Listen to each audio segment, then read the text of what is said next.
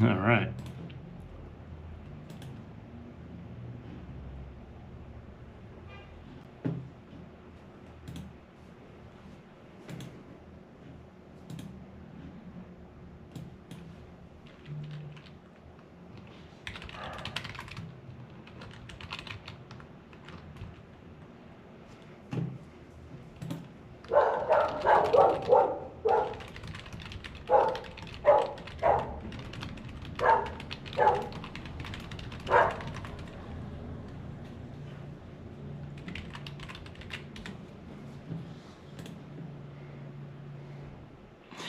Hey everybody, this is Scott. We are live. This is the first time in a really long time that we've done anything like this, and it's going to be interesting. I don't know what to expect, how this is going to work, what's going to happen. So we're playing around with doing the whole thing, and hoping that this will work pretty well. We've done a few live streams in the past, but it's been quite some time, and I got really good feedback on those things when we did that.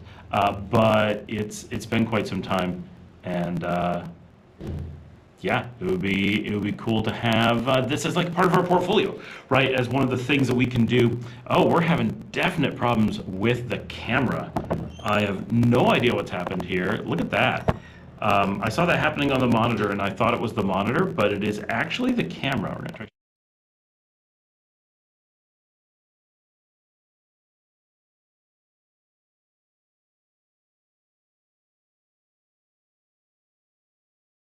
And can't get rid of this. This is really weird. Let's see. Yeah, very strange. I'm not sure why the chat doesn't show up. I'm trying to figure that out. There's a lot of learning curve on this. It's my first time using, so we've actually tested out the streaming system before, and it didn't have a problem. But this is very new.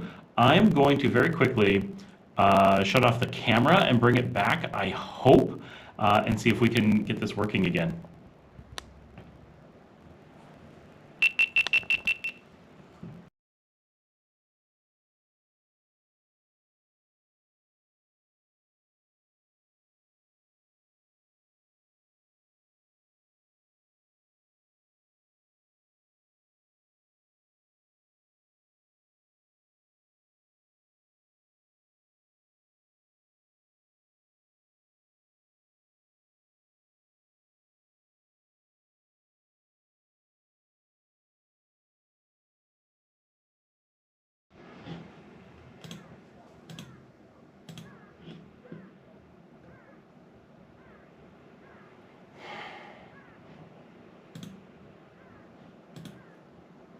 All right, that's much better. Now we have this funky, we have to do this while we're doing this to make it work. All right, let me know if you guys can hear me. I think it works. And for some reason, the chat doesn't show up. There we go. Live chat. Hey, there we go. Hey, everyone. Jorge's here. Christine's here. TJ, Christy. This is awesome. Okay, so the mic is crackling. That's good to know. Oh, let me know if it's still crackling. I guess that's the real question, because definitely something happened with the camera as we started like streaming, because we had actually done another stream, just a private one with my team, so they just looked at it and said, yeah, things are working. But then when I jumped on here, it got a little bit weird. So, oh, this is funny. So we were testing 2 days ago. For those who didn't see my short, we had some problems with the internet. And so everything that was coming out of here was really slow. And so YouTube kept complaining as we would test, your bit rate is too low, you need to do something. Now that we've had the internet fixed, it's like your bit rate is way too high. It's double the bit rate that YouTube's supposed to be willing to take. So I'm not sure why it's streaming at such a high bit rate. We turned everything way down so that it would be lower, but it's just throwing alert after alert that we're streaming too much. So that is pretty funny. Awesome. Oh, it's cool that you guys are here. This is neat. I mean, there's only 8 people. We had 10 for a minute, but I'm going to really quickly share this with some people so that, oh, of course I'm missing what I'm doing. I'm learning a lot in doing this process. I want to really quickly, I'm scared to turn the camera around. I've got a monitor monitoring what I'm doing on one monitor, Does that make sense?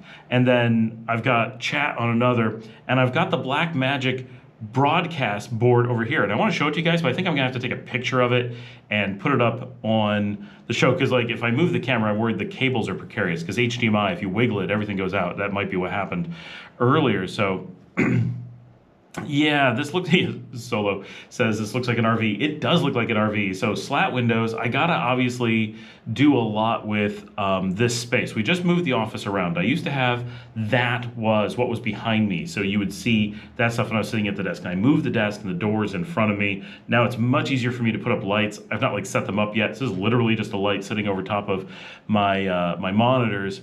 And then the windows are behind me. So it's kind of interesting, but it's a mess. And this is our wiring for our security system back here, and all the like recording stuff and all my powers back here. I've got my new table. We just brought these in from the other room and put this and another one in front of me, so I'd have some space to put like my cameras on and stuff, because I have no place to put batteries, things to charge, nothing. It's a bit challenging in this space. Mostly from the lack of furniture. I don't have like, I can't run to Office Depot and get like office furniture, and that's like a major stumbling block to a lot of things. But also, there aren't 3-prong power adapters in most of the room. There's one kind of back here, and then this big one, this 220 for the air conditioning. That doesn't help me. So I've got one spot, which you can't quite see, where I can plug in 3-prong, and I've got one spot over here, one spot in the front where I can plug in 2-prong. That's it. You don't have, typically in Nicaragua, you don't typically have 3-prong, and you don't typically have as many electrical outlets as you do in the US. So this is a real problem, that there's a real shortage of stuff, and there goes the camera. So that is the camera itself not handling doing this after a number of minutes. And I don't know if it's getting too hot, if it's, I mean, that doesn't make any sense. I don't know what problems it's having. Well, that really sucks. This is the GoPro 12. I'm gonna flip over to the 11 and see what happens. Maybe that'll be better. Give me a minute. Sorry, guys.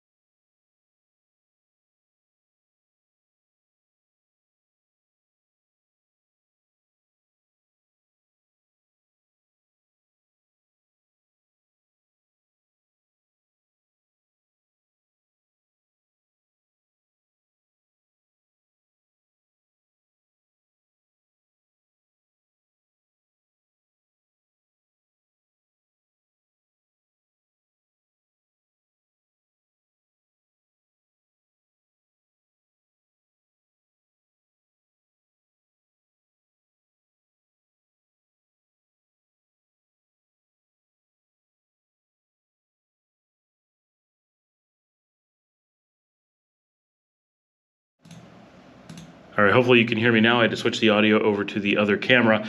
So now we're on the 11, and I'm holding it by hand, which is kind of obvious. So I apologize for that. That's quite an experiment in what doesn't work. Hopefully this camera's going to time out in 5 minutes, because we're not able to disable its timeout while doing that. So that's incredibly limiting. I have no idea what's going on with the other camera. I've never had the GoPro 12 have a problem like that before. That is totally new. So wow, that's going to be a challenge if it's really like that. Let me go back so I can see you guys talking. Yeah, you're getting some serious behind the scenes look here on everything. What a mess. All right, so this one has a loose cable, so I'm gonna spin it around a little bit so you can see. This is what the monitor looks like, where I'm actually, it's the output from the broadcast board. So it's got, I got like my on air and how fast my streaming is. It's got just the status of some things. That's recording, we're not doing that. I can have up to 4 cameras, so if I turn the one that's not working, there's the light. If I turn this camera back on, if it'll come on, it'll probably, yep, it'll go to non-streaming for a second. Let me turn it back off. And then we take it back to streaming. Should be this camera, there it is coming on.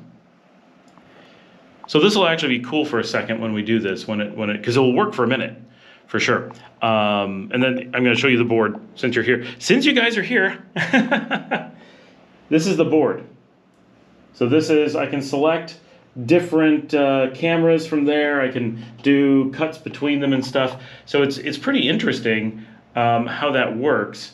And all right, oh, whatever happened on the 12 completely changed how the camera's behaving. So that's really weird.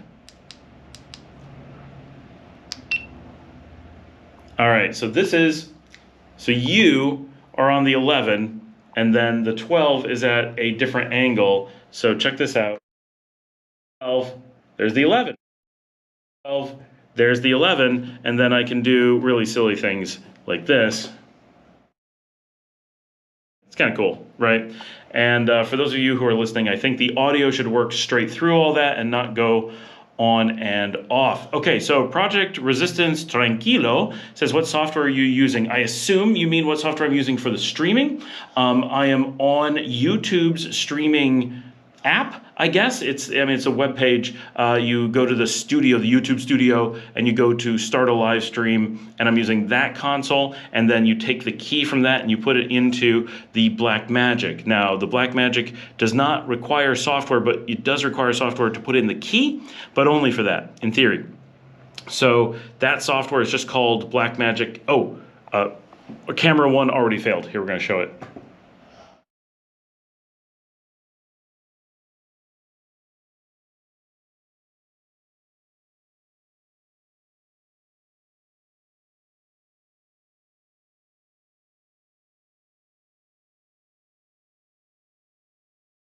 Switch back, and there we are on the healthy 11. So we can shut off the 12. This is nice though, I can shut off the 12 while it's doing that.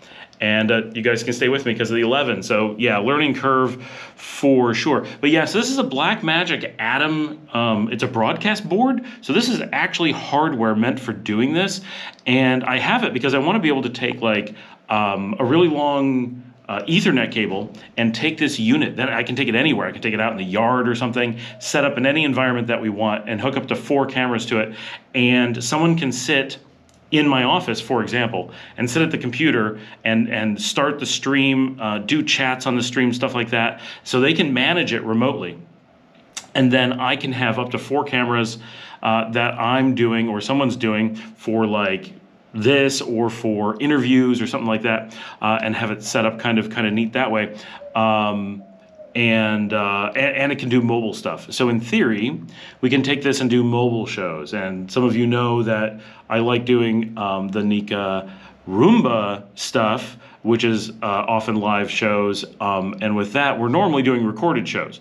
But once we have a pretty good back catalog of recorded shows where we have the really high quality and of the venue and of the band, then when we get combinations that we do all the time or have a fairly good back catalog of, for example, when Cadejo plays at Via Via. We already have a few of those and we've got that really cool interview with them. If any of the 12 of you who are watching have not checked out Nicaragua, the YouTube channel for Nicaragua, go check that out because we do the live music long form, like 1.5, 2 hours long concerts from here in Nicaragua. And you can so what I plan to do is use this board, hopefully have multiple cameras, not 4, but 2, maybe 3, and do live events, get the audio coming off of one with a good mic, and the others won't be mic'd, they'll just be some extra side shots or some interesting locations, just run long HDMI cables, and then all we have to have is the broadcast board, and in theory we can set it up ahead of time, go to the event, just plug it in and go. And so not very many venues are going to be able to provide us with the Ethernet and the high-speed internet that we need for that. But like Via, because it's a hostel, they can do it. Desperados in Las Penitas can do it. They have all the equipment. They're on Teco fiber like here. El Simple in Las Penitas can do it. Same thing. They're on the Teco. So it's got to be a place that can stream really, really well and has Ethernet available to us and can give us power where we need, and we can set up and stuff. But in theory, I will be able to do that. So that's one of the reasons that we got the board originally, was for these kind of projects. But the reason I'm playing with it now, beyond just testing it out for you guys, is for the show, is that Alan, who's on the show from time to time, we mentioned him a bit, he's getting married soon, and I'm going to live stream his wedding, and we can't really like set up computers and stuff. Like, it needs to be simple. And so once we have this working and know how these things work, hopefully this is going to be a really nice, simple means of doing the wedding for him, that we can just set up a camera or two and let it run and know that they're able to just do it, because I'm supposed to be attending the wedding as well, so I don't want to be spending all my time looking at the live stream and figuring that out. So that is my plan, that I will be working on that to some degree. All right, well, hopefully the cameras can survive me moving all these things around. I'm going to try switching this. I currently have the 12. Some of this is notes to myself as I do this. I currently have the 12 set to 24 frames per second, which I don't normally use, but I think that's what this one is set to as well, but maybe not. And I want to see if that might be causing the problem over there, that somehow it's getting out of sync or something, because everything else is set to 30. I have no idea.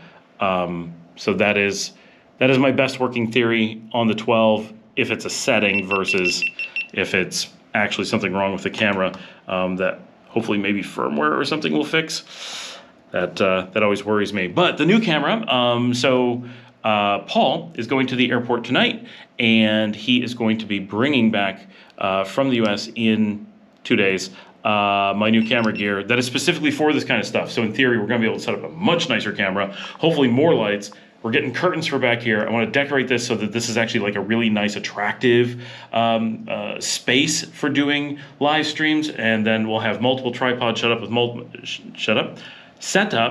multiple cameras, so that we can really do this and have it work really smoothly. And that is the hope. That's the hope, that will work that way. And I'm setting up the 12 again. Fingers crossed at this time.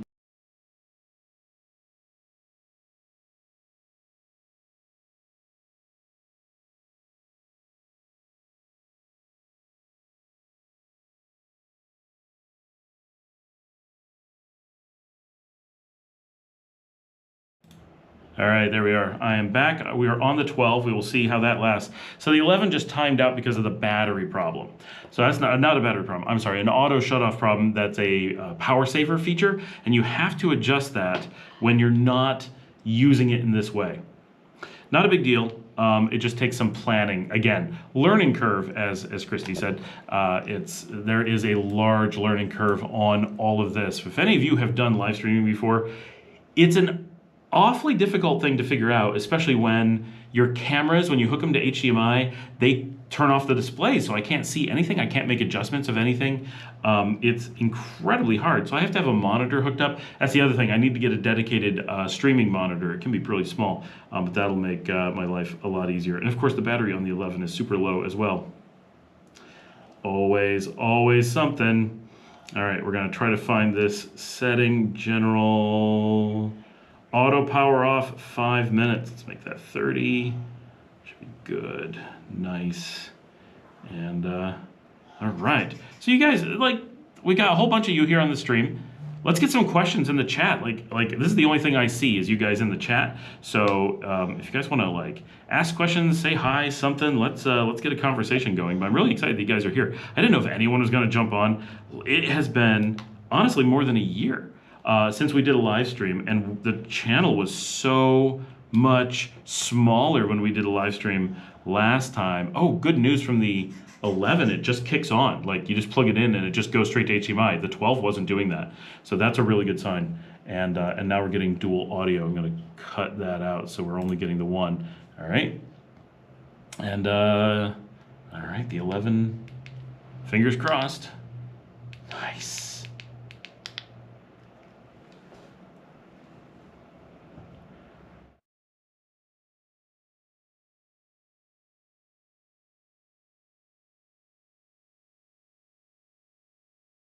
Like, I wouldn't call that cool, I guess. It's an effect, but some kind of backup in case it goes down, just switch scenes. Yeah, that's what I need. So there's a way to do that, and I don't know how it works. So I've got this media set up, and there's a way to switch to it, but I don't know what it is. Let me get a camera.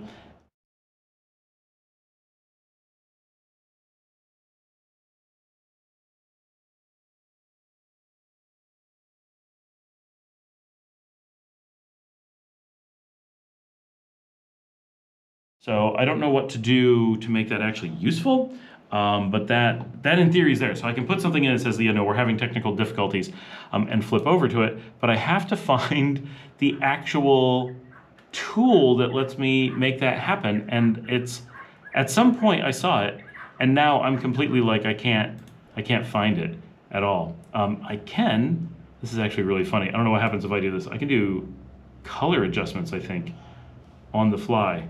No, maybe not. What is going on? Never mind. I was all expecting it to be cool. I don't see it. Oh, there's some changes. They're very minor. Yeah, never mind.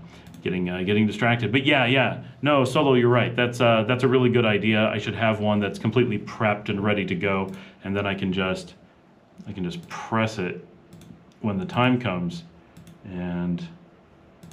Oh, okay, so I see it shows up in my media player on the other screen. How do I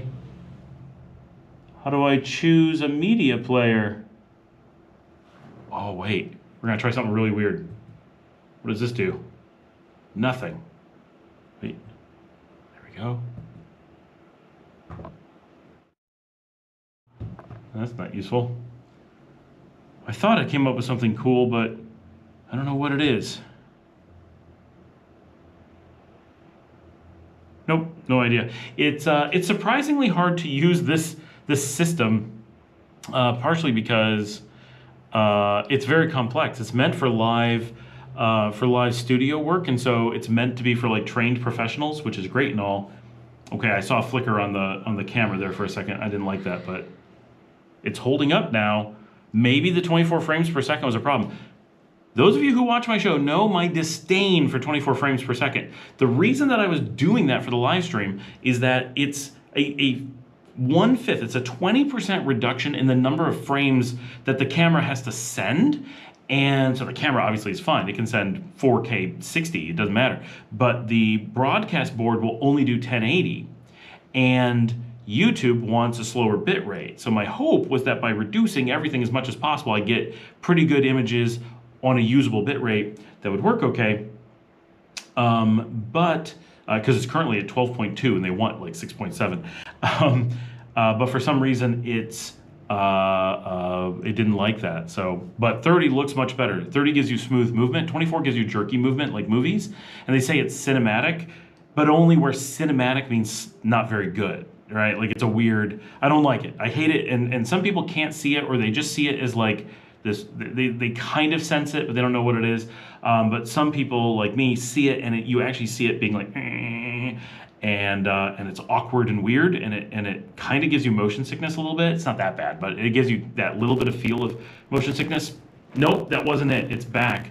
That was a good long run with it, but I don't know. I'm gonna have to say something to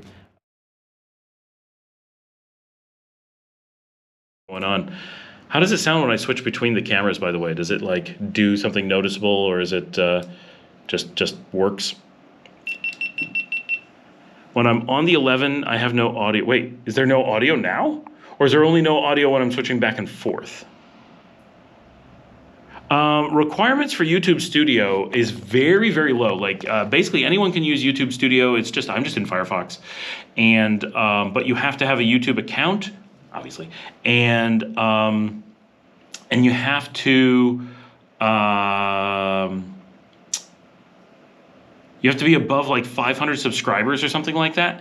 Anyone can use YouTube Studio. Let's just be clear. If you get a YouTube account, you can use YouTube Studio. One, you know, like follower, that's it. Like whatever. Just make your YouTube account and you've got the studio. But what you need to be able to stream with the studio, I think, is 500 subscribers. So like Nicaragua can't do it yet. You can do it for testing, so you can like learn how it works, but you can't have an audience. So I mean, it's kind of useful, right? But that's about it. Like it's free and it's built into the YouTube experience, but it's not a matter of just making, like if you didn't do YouTube already, you can't just go make an account and get into it. But as long as you get to, I think it's 500 subscribers, and I don't think there's any other requirement for the streaming, then you're good to go with streaming. So awesome. I see that everybody's saying that the audio is good now that we switched. So that's a good sign. I want to set this somewhere. I have nowhere to set this down. That's a little bit annoying. I'm gonna unplug the 12 and try to get it out of my way. Maybe it's overheating or something. I really don't know. The office is nice and cool. It's not doing anything that should cause it to really overheat, except that it's charging its battery while doing this. So that's one thing that's different. I don't know. My 11, both my 11 and my 12 tend to be rock solid. So that's not normally a problem. But I don't know. The 9 is definitely getting long in the tooth and it has lots of problems. I was hesitant to try it out. Now maybe that's what I should bring over and see what it does. All of them should be able to stream this just fine. All right, we're gonna set this upside down. Sorry, there we go. That's weird. Hang tight, hang tight.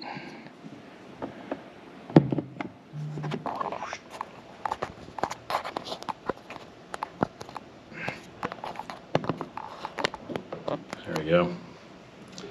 When GoPro is wondering why we don't like their silly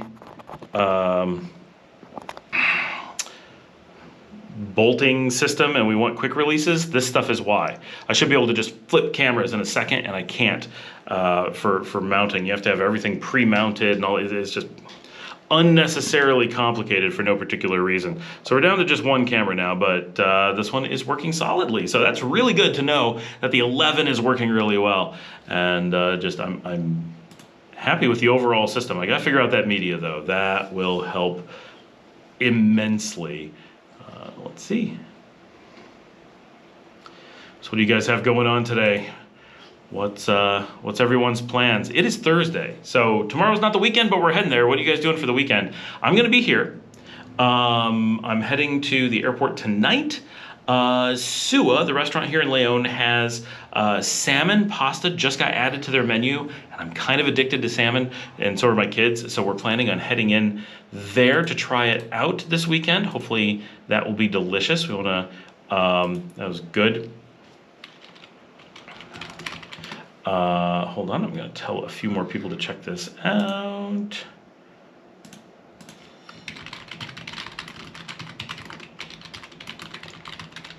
For those who saw my short, we went to the Ministry of Health this morning to turn in our samples that we were required to take. Can't believe they do that. And we were able to fill out the paperwork, but we have to go back tomorrow. So we have to keep them and bring them at 7 o'clock in the morning tomorrow, which is extra annoying because I'm going to the airport at 9 o'clock tonight, which means I'll get to the airport at about 11, which means if I'm lucky, I'll be home by 1:32, and I have to be at the Ministry of Health at 7 a.m. So that's unpleasant, on top of the unpleasantness of what I have to deliver to them. But doing that. All right, so there was a question. Let me see. Audio is good. Random question. Any more wonky cold days since the one a few weeks ago? No, it has been. It was more than a day. It was like 3 or 4 days that were super cold. This is actually like 3 weeks ago at least. We were outside and we're like with blankets and stuff outside, which you don't normally do here because it was so cold. That has passed. We're back to It's very mild. We've had a couple rather warm days, but just a couple. And by and large, as January normally is, it's a little bit more mild than, say, July. We get maybe 5 degrees cooler. It's not big, but it's a little bit nicer. I'm often in the office without air conditioning right now in the morning. Right now I am, because if I'm doing this and I have the spotlight on me is hot, so I feel that. But yeah, just a few cool days. Audio is good. Just a few minutes ago, there was a little bit of a glitch when you probably switch cameras. Yes, I'm guessing when I switch, it probably does. Milton asked, is it for parasites? What's the fecal test for? Honestly, we have no idea. Everyone, I've asked locals, I've asked scientists, and they're like, we really don't know. The best guess is yes. The best guess is that it's a parasite test. Parasites are, I don't know, possible here. Not very many people have them. It is not like Mexico, where if you talk to people who live in Mexico, they're like, oh, we have to take this medicine for parasites. It's part of everyday life. You basically don't think about it. Like, just living in Mexico, you're gonna have parasites, and so you take medicine and it's normal. Here, well, I'm from the United States. In the United States, the idea that you would have parasites in your food is unthinkable. Like, oh my gosh, you have parasites. You'd be like an outcast to society. People would be like, I didn't even know that was possible, right? Here, it falls somewhere in the middle where like people are aware of them. They know it could happen. But if you're eating like normal food, like no one thinks that would actually happen. And I've never heard of anyone having any. But in theory, they're testing for it. Maybe they're worried about it. In theory, you've got people who are living on the street or something and being exposed to dogs who have it. Dogs here get parasites more often, I would say, than in the U.S., like noticeably more often. So maybe that's a cause of it. I don't know. But maybe that's not the test. We're really. It isn't for Montezuma's Revenge, partially because if you had Montezuma's Revenge, no one would care. But also because we don't have that here.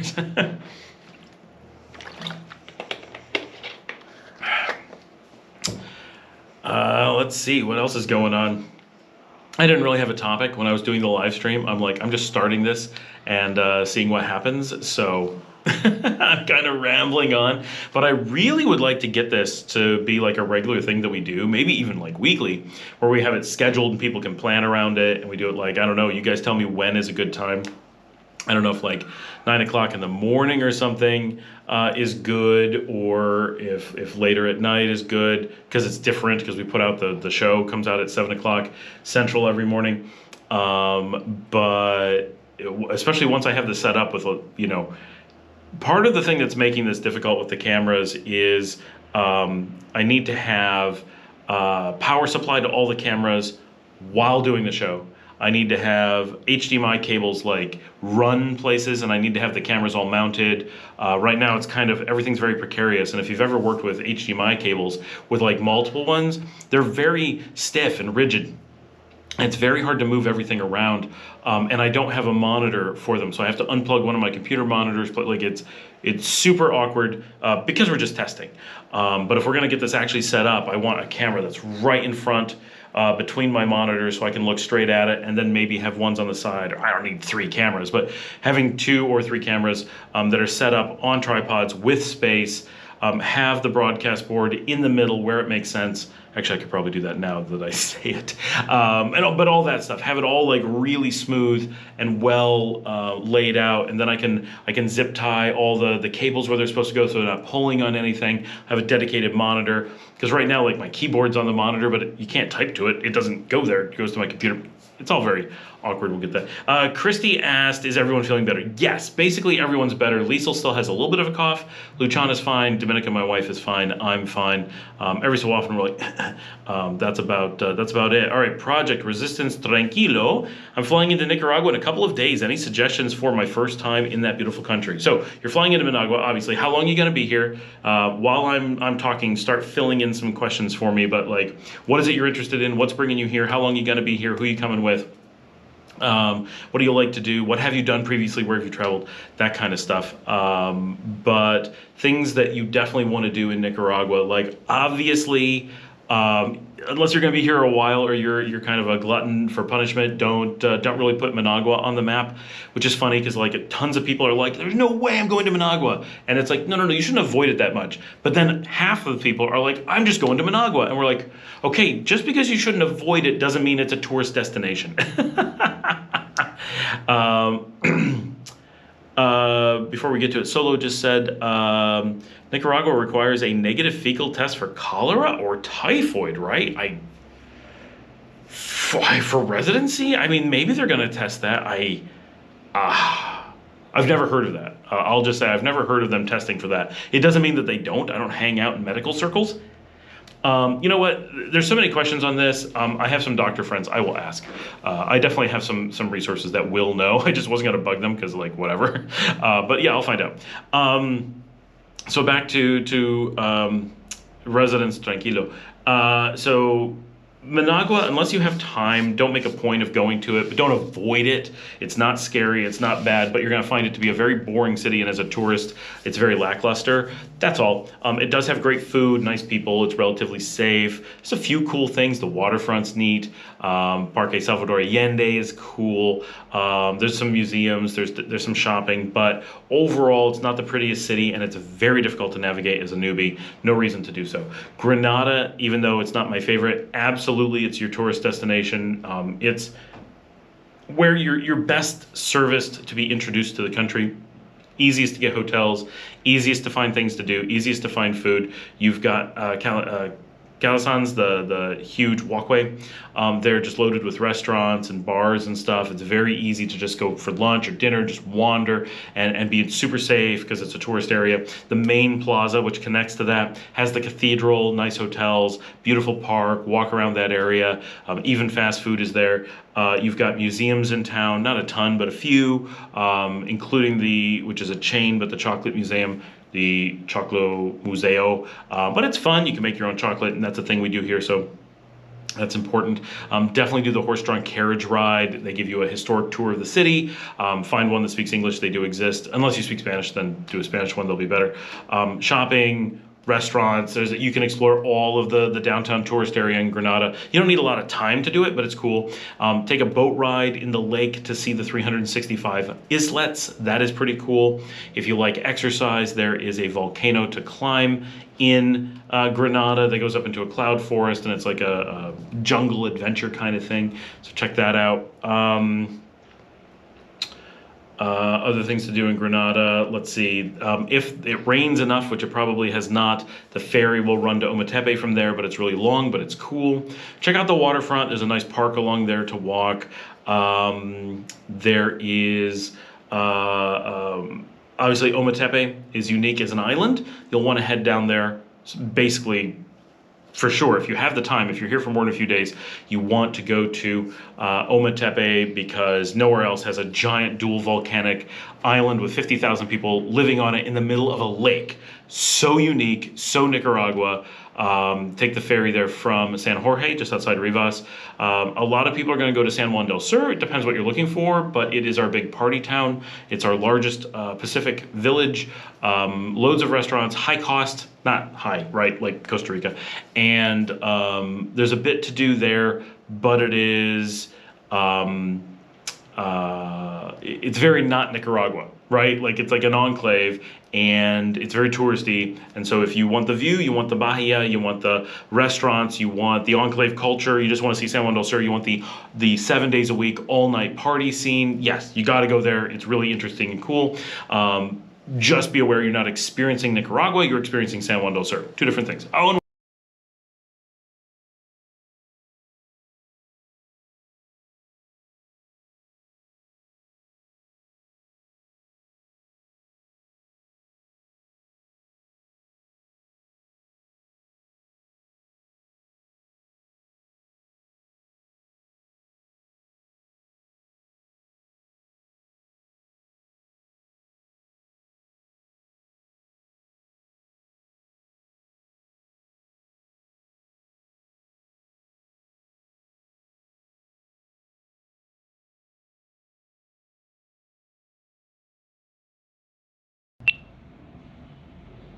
that was ridiculous. Sorry about that. That was the 11 dying because the battery ran out. So we're switching back over to the 12, which will give us a little bit of time. Okay. Before I go on to things to see, KCS, hey Scott, is AC a necessary amenity to have in Leon? How hot is it there now and on average? Is it absolutely necessary? Yeah, it is. So Leon is hot. We are the second hottest city in Nicaragua. We tie for like the second hottest in Latin America. We are hot by any stretch. It is very, very difficult for most people to handle Leon without air conditioning.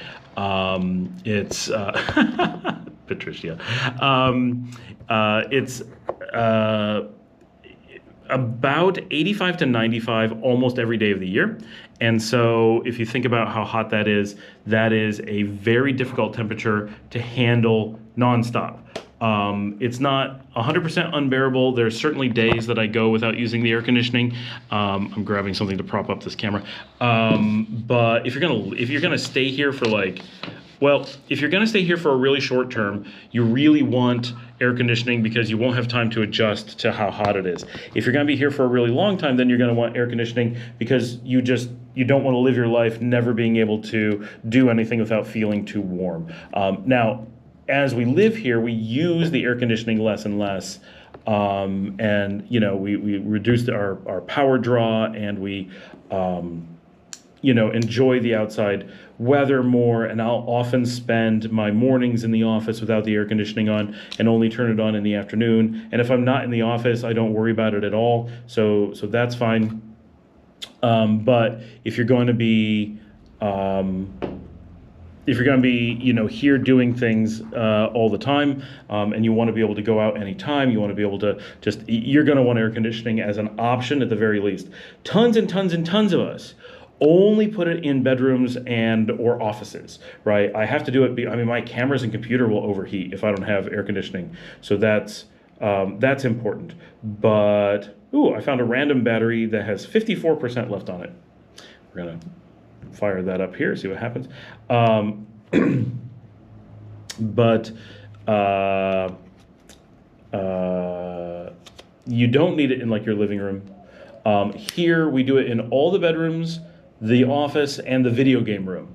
As you can imagine, when I'm with the kids and we want a video game, we actually really enjoy, sorry for these weird camera angles, we really enjoy just popping on some video games, cuddling on the couch with two dogs, grabbing blankets, getting all snuggly, and playing video games like Nancy Drew games together and stuff. And that's loads of fun, but in the heat, you can't do that. If it's not air conditioned, even at night, you'd be like, oh no, I can't have a dog on me, I'm sweating, gotta have fans making noise. Like it would not be the same experience at all. But with the air conditioning, we're very easily able to do kind of, we're not camping around the fireplace or anything, but it is a very different experience that we're able to have because of that. So for the game room, we do it. For my office, I desperately need it, especially because like when I've got studio lights, it's extra hot. I can't have the windows open. People pull up and honk nonstop in our driveway. A bunch of those things. I need the air conditioning to keep it quieter and to allow me to handle. I have a hat on. I've got this. I'm like doing stuff. I'm often wearing headgear like all day long. I've got head monitors on. Because I'm either editing or on a call or whatever, so I have to do that. So that's air conditioning, yes, but not 100% of your life. You want to minimize it for sure. Chrissy said, I love just going out in Parque Central in Granada and chilling with the vendors. It was a great way to get to know the people and their stories. Yeah, for sure. I think, Chrissy, you'd find the same thing, but better if you were out in like Leon or Matagalpa or whatever, because they're not used to tourists all the time. So you get an even more authentic, more ready to talk to you kind of experience, just because they've got much different experiences to share in a different context, really. Yay, we have the other camera back. All right, I'm going to cut over. I want to know if the audio works when I cut over now, because this is where it's been a little bit confusing if it's working or not. So I'm cutting and I'm talking and the audio shows it's still working. So I think you guys still hear me. Just let me know. And I'm gonna cut the audio over to the 11 though, because audio is good. All right, cool. Yeah, there we go. Whew, now it's a lot brighter. This definitely is the better option. And that's the wrong one. I want to be on 2. All right, cool. So the 12 is continuing to work. Maybe it just needed to charge up the battery more? I don't know. All right, we're not going to tempt fate. There's quite a few things to do in Managua museums, and don't forget the National Theater. Yeah, for sure. I like Managua, and if you're going to be here for a length of time, especially if you're going to live here, absolutely do Managua. My kids love going to Managua. It's a nice city with nice stuff. I've done the National Theater. That's fun. I actually went and saw a high school show, like a middle school program there, but like it was cool because you got to just hang out with people who were there to see their kids do stuff. Like that was pretty authentically Nicaraguan as compared to like going to like the like ballet folklorico would be really cool to see there for sure. Yeah, I mean, Managua's full of great stuff. It just takes so much research and figuring out how to get around. If you're on a vacation, it can be really intimidating to be like, I got to figure out how to maneuver the city. I got to figure out where I am. I got to figure out how to get from thing to thing. I got to figure out, you're very much on your own figuring out what to do in Managua compared to like a Granada that just holds your hand and stuff. So other things to do in the country, if you're in the area of Granada, make sure to stop by Messiah, do the market. If you are adventurous, do the real market. If you're not, do the tourist market.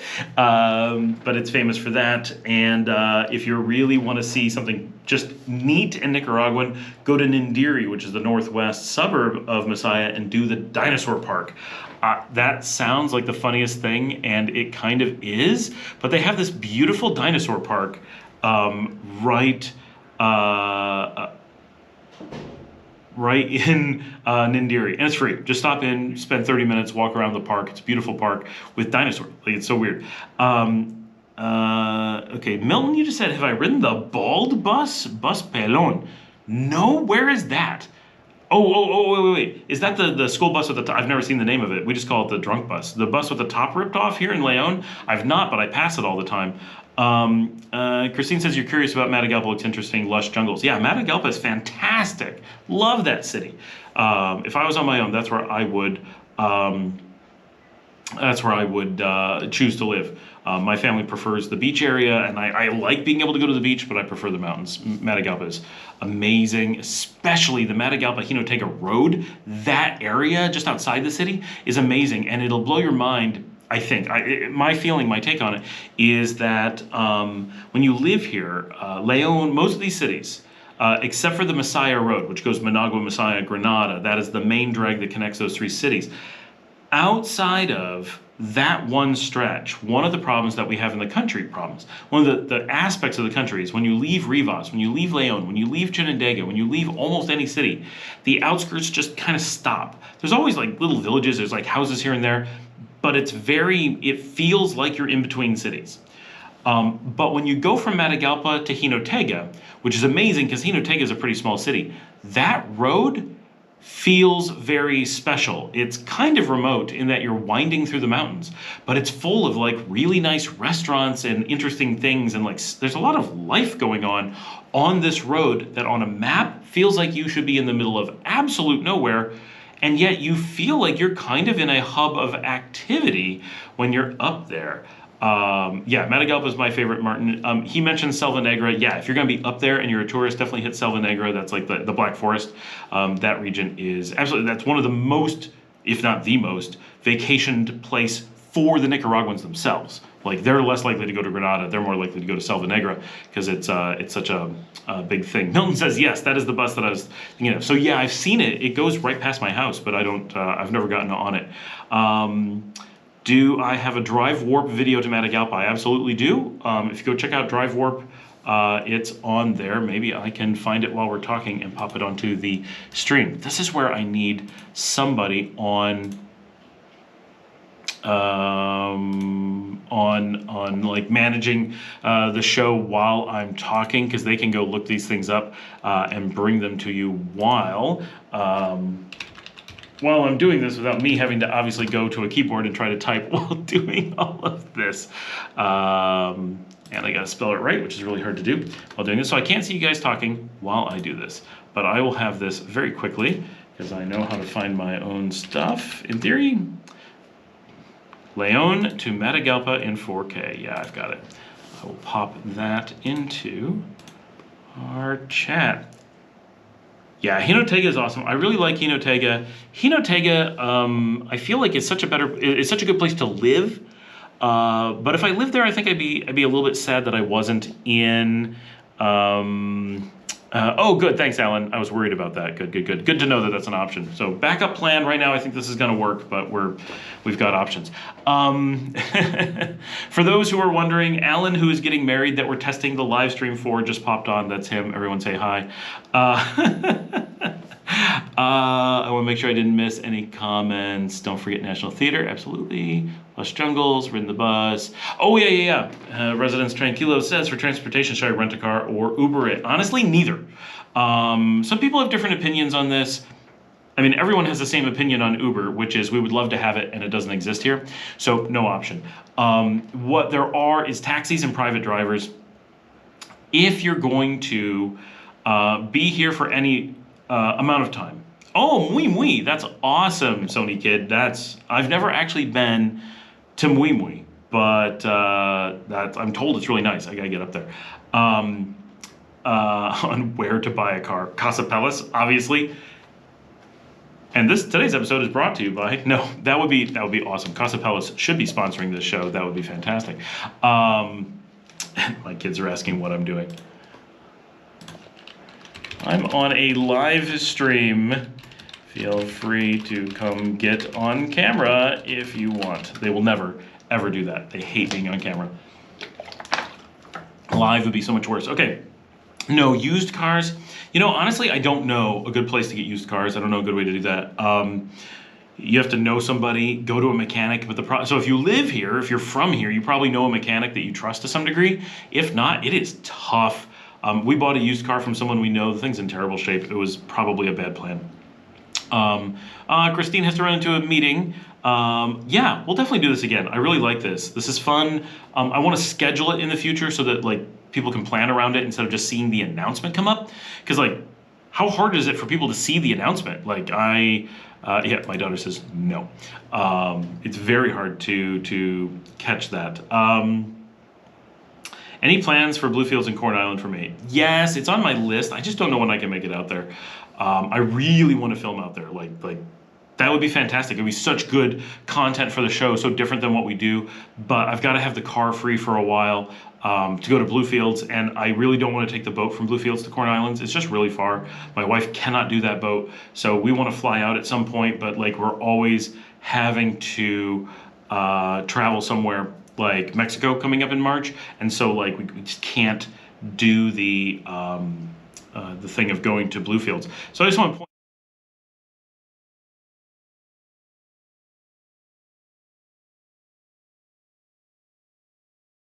Since we switched back. Anyway, so for getting around, back to Tranquilo.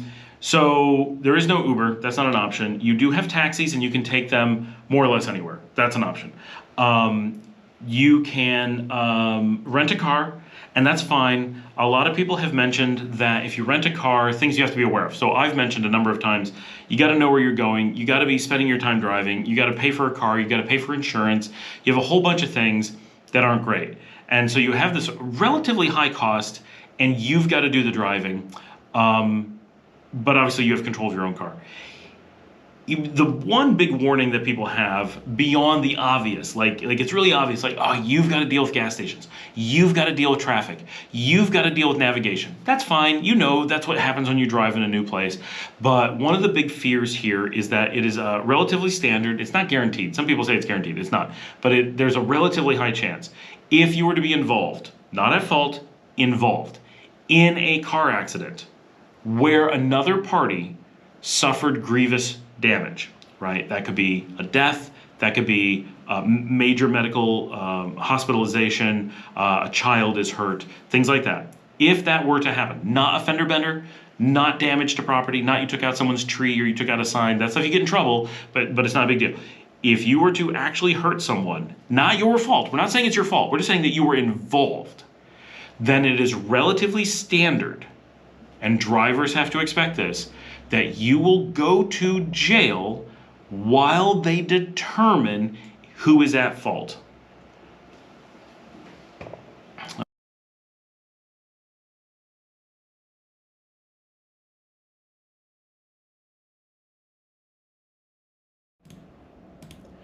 that was another battery dying on us. So we're back to this one. Without continuous power everywhere, this is a very hard process.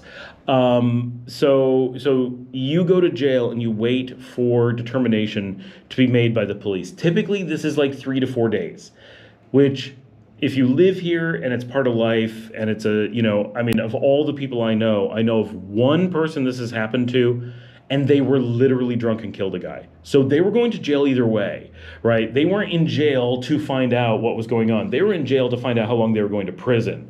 And they went to prison for a very long time. So it's a very different thing. But in theory, this could happen to a completely innocent person. They don't mistreat you in jail. It's not the worst experience in the world. But if you're on vacation and you're looking at even just 2 days in jail, it's going to really seriously ruin your vacation. And you're going to be spending all of that time stressed out, worried, trying to deal with getting a lawyer, trying to get interpreters, like all these little things. They're not things you want to deal with casually. I live here, I drive, like not a big deal. I have my lawyer on speed dial.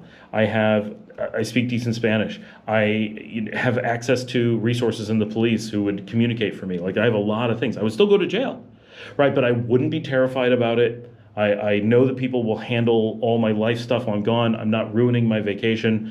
It's a different thing. And I'm not really worried about it, but I know that it could happen and I know how to deal with it. So it's a different thing. Yeah. Interacting with the police here, Martin, is very cool. I interact with them all the time.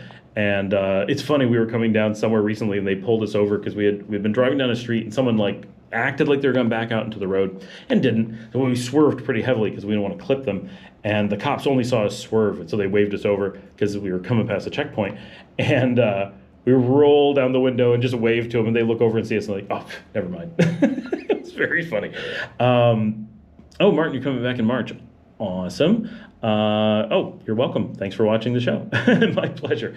So back to the transportation thing. So all of that is why, for someone who's on vacation, I would very strongly recommend against driving typically. I know it gives you a lot of freedom. I know it feels good to just have that flexibility and all that. The other thing I don't like about the GoPros is that I have to completely unmount them every time I'm going to make any battery change. So it's like this really complicated process just to switch out the battery because of the media mod. The alternatives are taking buses and public transportation, absolutely an option, no problem whatsoever. A lot of people are scared of using the buses. Don't be. Honestly, for me, it's a fun part of the cultural experience. I actually enjoy taking the buses in a lot of cases. I mean, I enjoy that it's super cheap, that I can get snacks, that they're reasonably comfortable. You're very packed in, but like whatever. It doesn't bother me at all. I don't have like that personal space problem. So it's for me, it's really good, right? I love that they take me exactly where I'm going to go. I don't have to deal with anything, and I get to be part of the cultural experience. Now, I'm normally going to take the Uka bus, the small shuttles, not the chicken buses. The chicken buses are fine, but they're less comfortable. They're cheaper, but I wouldn't necessarily recommend those as much. If the Uka is available, I would take that first always, and the Uka is much faster than those. But don't shy away from the buses if you're going to someplace big. If you're going to someplace little, then buses can be very difficult. So the other option is hiring a private driver with a car. And honestly, this sounds like the craziest thing. It is often the smart option because a private driver handles all the things that are a problem with being your own driver. Like if there was an accident, you don't have to deal with it. If there's a insurance problem, well, they have the insurance. If there's the next battery only has 36%. I really need to have better planning on the batteries.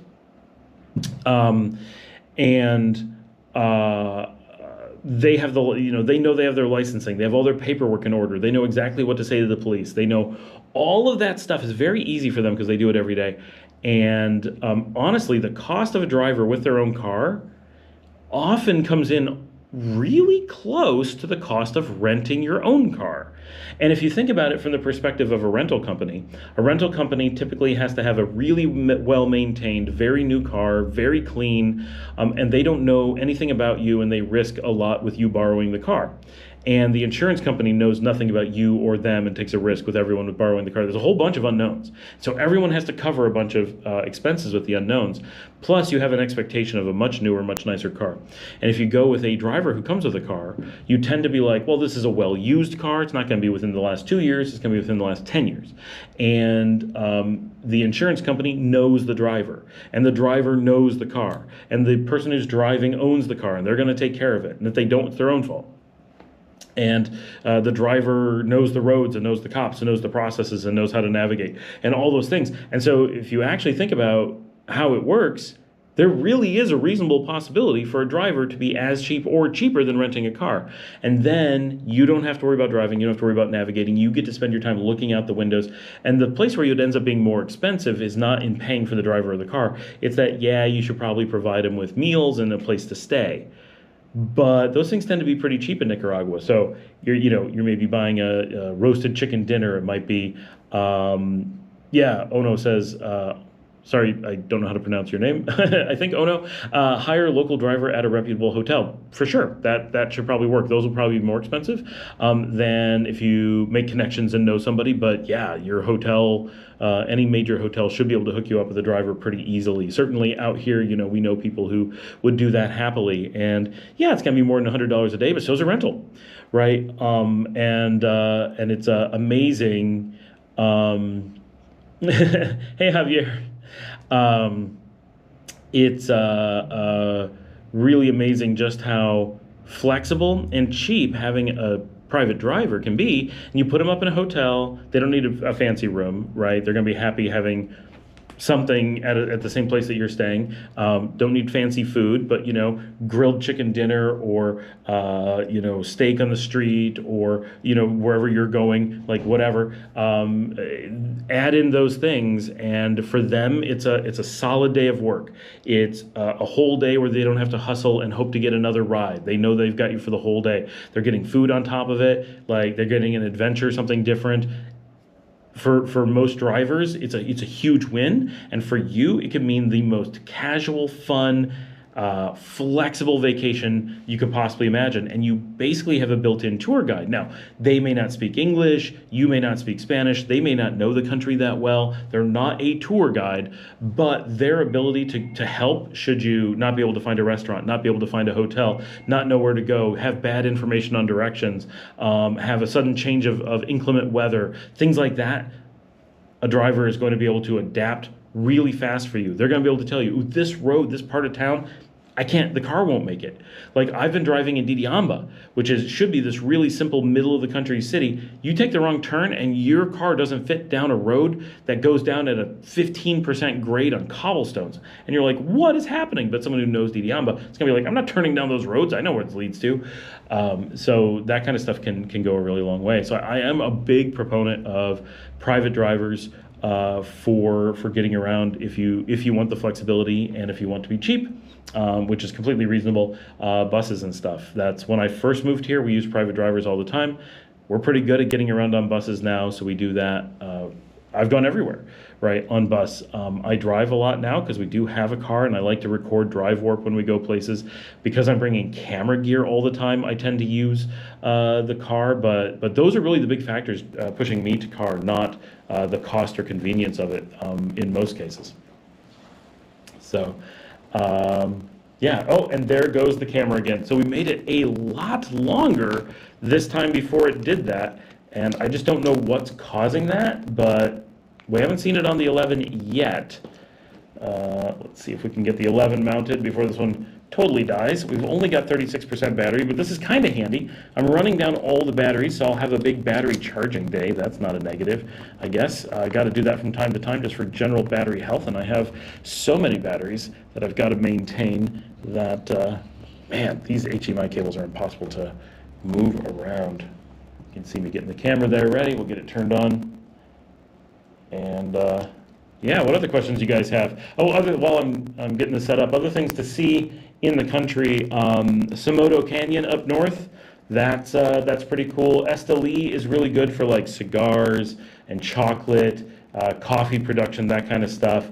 You guys all watch my channel. Obviously, that's how you know to talk to me. Elton has his channel from Immense Coffee. He's up in even north of Esteli. If you take the road, the Pan American North out of Esteli and head up to Acatal, he's up there, and that's a big coffee region as well.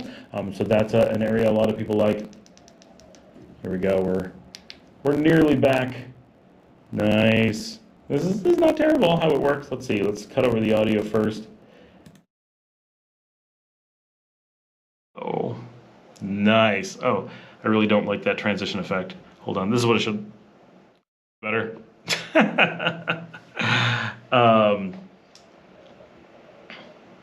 It might be that the camera's getting too warm. I'm really guessing.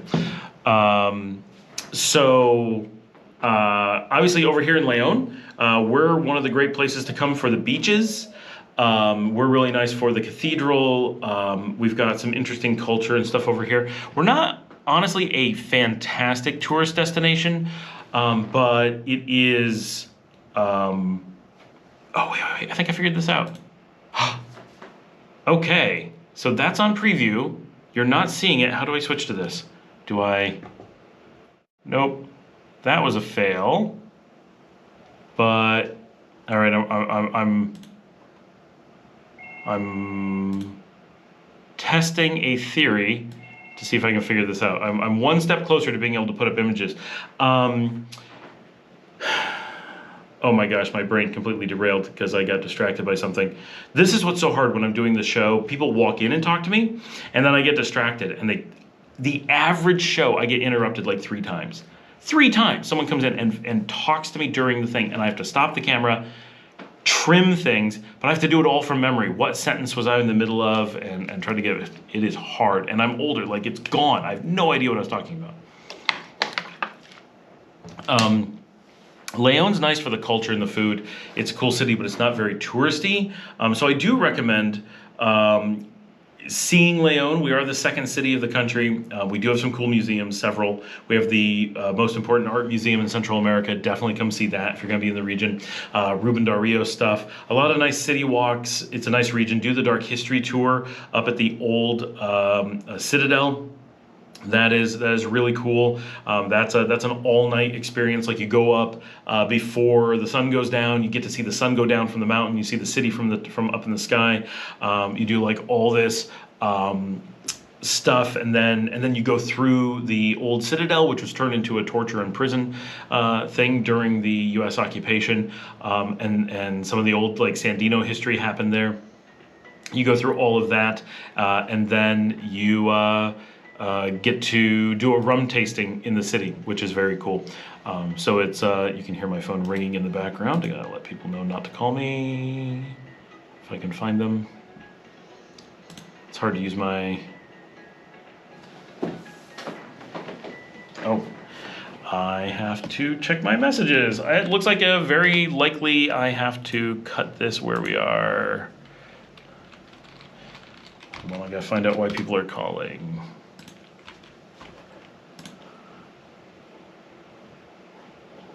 Calling without messages.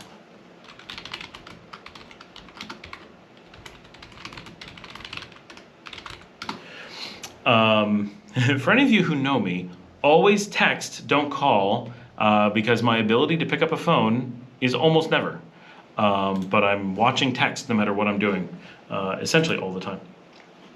Anyway, we'll wait and see if I'm getting pulled away for something, but I expect that I am.